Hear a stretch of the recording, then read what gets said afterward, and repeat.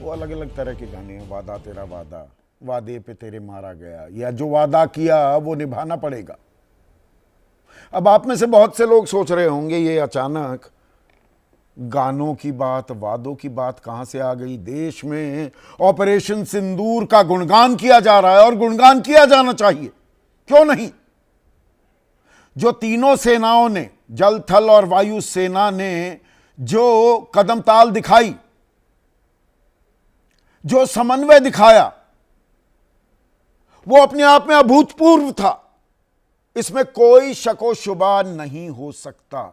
और जिस तरह से दुश्मन के दांत खट्टे किए, जो सबक सिखाया, जो गिड़गिड़ाया बिलबिलाया पाकिस्तान, वो पूरी दुनिया ने देखा है। तो मैं वादों की बात क्यों करने लगा? कल दरअसल सीआईआई का एक समारोह था, उसमें देश के रक्षा मंत्री राजनाथ सिंह भी मौजूद थे और वो कह रहे थे कि देखिए दुश्मन को सबक सिखाया है और आगे भी सिखाएंगे। ऑपरेशन सिंदूर अभी जारी है और हमारे सेना का शौर्य, पराक्रम, जो वीरता है वो तो दुनिया ने देखी ही है। प्रधानमंत्री भी ताल ठोक रहे हैं। बिहार की रैली में कल उन्होंने कहा कि ऑपरेशन सिंदूर हमारे तरकश का सिर्फ एक तीर है। भारत की लड़ाई ना रुकी है ना थमी है। आतंक का फन फिर उठेगा तो बिल से खींच कर कुछ लेंगे, चाहे सीमा पार हो या फिर सीमा के अंदर, करारा जवाब देंगे। तो जवाब तो दिया जाएगा। वैसे बहुत से सवाल भी उठ रहे हैं, उन सवालों के जवाब भी कब मिलेंगे इसका भी इंतजार है। लेकिन जब ताल ठोक रहे थे देश के रक्षा मंत्री राजनाथ सिंह, तो उनके साथ मंच पर भारत के वायुसेना अध्यक्ष air chief marshal AP Singh भी मौजूद थे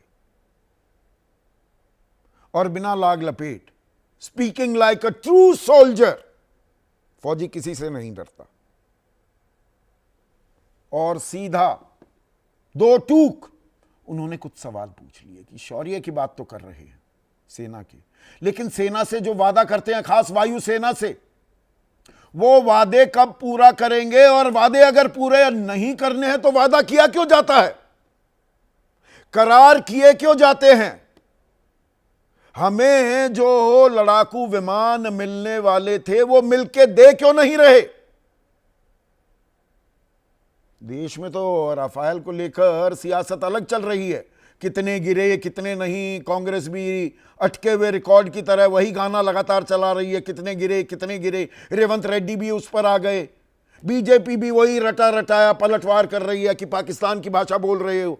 जवाब वहां नहीं मिल रहा। राफेल पर सियासत तो चल रही है, लेकिन भारतीय सियासत की सबसे बड़ी कमजोरी पिछले कुछ दशकों की, और पार्टी किसी की भी हो, सरकार किसी की भी हो, सब इसमें शामिल हैं, जिम्मेदार हैं।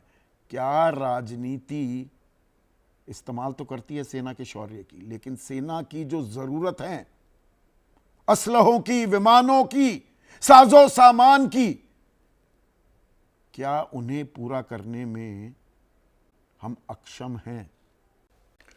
तो आज कुछ हकीकत कुछ फसाना, उसकी बात होने वाली है। ऑपरेशन सिंदूर, अब उसका गुणगान तो किया जा रहा है। ऑपरेशन सिंदूर जारी है, संघर्ष विराम भी हो चुका है, रैलियां भी की जा रही हैं और देशभक्ति का पैमाना भी नापा जा रहा है, तराजू में तोला जा रहा है, कौन बड़ा देशभक्त है। यह राजनीति का आलम है। पर जिस सेना के शौर्य, उनकी वीरता, उनके पराक्रम का हर कोई जिक्र कर रहा है, इसमें एकजुटता है कम से कम देश में, उनकी दरअसल चिंताएं भी हम सुनने को तैयार हैं क्या? या उनके नाम पर वोटों की फसल बदस्तूर काटी जा रही है? बदस्तूर शब्द मैं इस्तेमाल कर रहा हूं, यह सिर्फ मौजूदा सरकार की बात नहीं, पहले भी जो सरकारें रही, यही खेल होता रहा है। दर्शकों, फौज, उनकी वीरता पर तो हमें कोई शक नहीं है, उनको तो जो मिलता है उसमें वो लड़ने को तैयार होते हैं।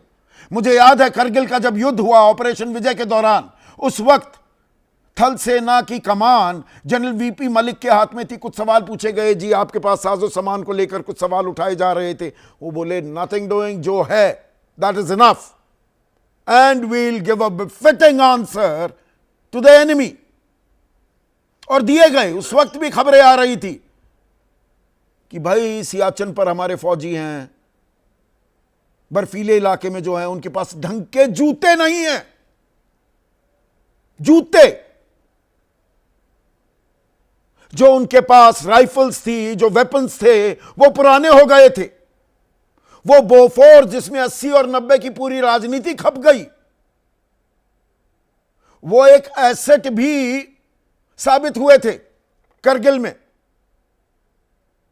और बोफोर्स दलाली और भ्रष्टाचार का सबसे बड़ा प्रतीक भी बन गया था, वो तोपें। यह पृष्ठभूमि आपको बताना जरूरी है, क्योंकि आज ऑपरेशन सिंदूर की वाहवाही तो की जा रही है और की जानी चाहिए, लेकिन कल देश के रक्षा मंत्री राजनाथ सिंह सीआईआई का एक समिट था, उसमें मौजूद थे और उन्होंने दम भरा कि पूरी दुनिया ने देखा कैसे हमने सटीकता के साथ आतंकी ठिकानों को निशाना बनाया और पाकिस्तान ने जब हिमाकत की तो हमने पाकिस्तानी एयरबेसों को भी नष्ट कर दिया। सैन्य ताकत दिखाने की कोशिश की रक्षा मंत्री ने। अब मंच पर वायुसेना के chief, air chief marshal AP Singh भी मौजूद थे।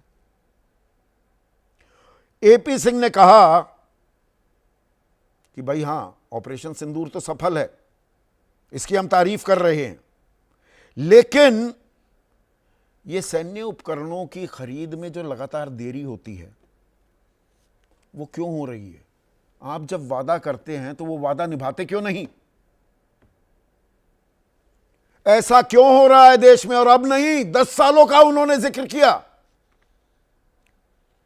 कि कॉन्ट्रैक्ट करार करते वक्त ही पता होता है कि यह पूरा नहीं होगा, फिर भी करार किया जाता है, कॉन्ट्रैक्ट किया जाता है। ऐसा क्यों किया जाता है?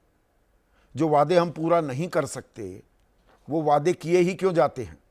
युद्ध तब जीते जाते हैं जब हमारी सेनाएं मजबूत हों, और सेनाओं को मजबूत बनाना हम सबकी जिम्मेदारी है। और फिर उन्होंने मेक इन इंडिया, जो इस सरकार का शगल बन गया है, हर चीज पर मेक इन इंडिया करेंगे, और करना चाहिए। 2015 से कह रहे हैं भाई मेक इन इंडिया होगा, made in India, stand up India, startup India, skill India. क्या हुआ उसका? 2025 आ गया। मैन्युफैक्चरिंग सेक्टर हमारे सकल घरेलू उत्पाद में उसका योगदान 25% करना था 2015 में, तब 15% था, अब 14% से भी नीचे चला गया है। उल्टी गंगा बहाई जा रही है। और उसी का इशारा भी किया air chief marshal AP Singh ने। यह बात दरअसल वो फरवरी 2025 में भी कह चुके हैं कि तेजस लड़ाकू विमानों की पहली खेप की डिलीवरी में देरी पर मैं बहुत निराश हूं, क्यों नहीं हो रही। अब थोड़ा सा आपको गणित समझाता हूं, ताकत समझाता हूं भारतीय वायुसेना की। जो भारतीय वायुसेना है इसमें कुल मिलाकर 42 स्क्वाड्रन्स की जरूरत है। देश का साइज, हमारी दिक्कतें, हमारे पड़ोसी, सबको आंकते हुए कुल स्क्वाड्रन्स कितनी है इस वक्त? Fighter squadrons 30। एक स्क्वाड्रन में 18 लड़ाकू विमान, 2 ट्रेनर विमान, यानी कि 20 विमान होते हैं। तो मोटा मोटा 240 विमानों की कमी है इस वक्त देश में। और इनमें भी बहुत से विमान तो ऐसे हैं वो बाबा आदम के जमाने के हैं। पूरी जिम्मेदारी से मैं ये शब्द इस्तेमाल कर रहा हूं। फ्लाइंग कॉफिन्स भी मिग को कहने लगे हैं ना, अभी भी हैं। तो वो धीरे धीरे बाहर किए जाएंगे तो और जरूरत बढ़ेगी, घटेगी नहीं। मिग 21, मिग 29 तो पूरी तरह से फेज आउट भी करने हैं। अब यहां पर एक और बयान air chief marshal AP Singh का।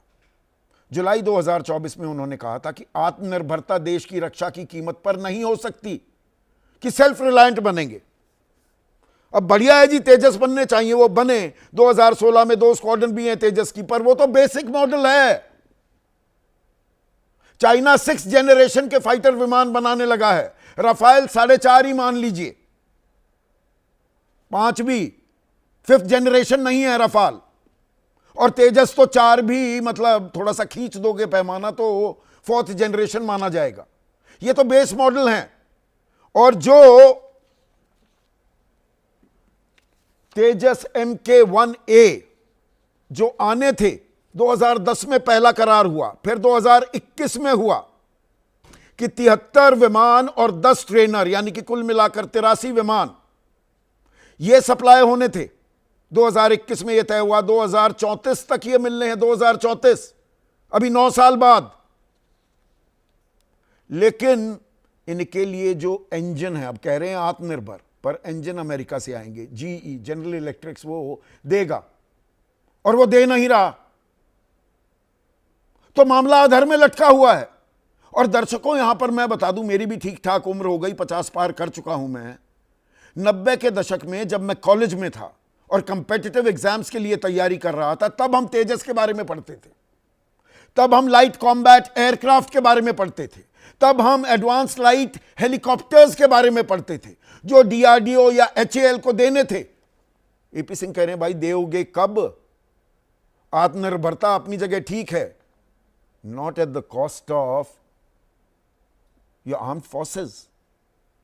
और जब हम राष्ट्रभक्ति का राग अलापते हैं, दरअसल स्टैंडिंग कमेटी ऑन डिफेंस संसद की कमेटी है, सबसे अहम कमेटी रक्षा पर, जो स्थायी समिति है।